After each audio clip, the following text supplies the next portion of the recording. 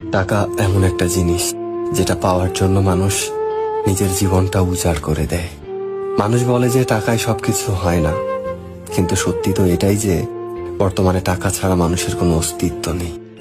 হাসপাতালের অসুস্থ মানুষটা জীবনে বাঁচা মরার সাথে লড়াই করে চলেছে, কিন্তু ডাক্তারের প্রথম কথা হলো যে আগে টাকা জমা করুন, তারপরে চিকিৎসা হবে।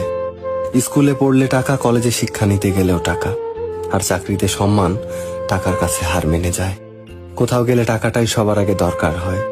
টাকা থাকলে মানুষ মানুষকে মানুষ ভাবে। টাকা ছাড়া মানুষটা যতই সৎ সহজ ভালো মানুষ হোক না কেন, সমাজ সে মানুষটাকে অবহেলা করতে শুরু করে। বাস্তবতা তো এটাই যে টাকা শুধু দরকারই হয় না, আজকাল মানুষের সব থেকে বেশি প্রয়োজনীয় জিনিস হয়ে উঠেছে। টাকা আছে সেই ঠিক, সেই সব থেকে সম্মানী ব্যক্তি এবং সম্মানের যোগ্য।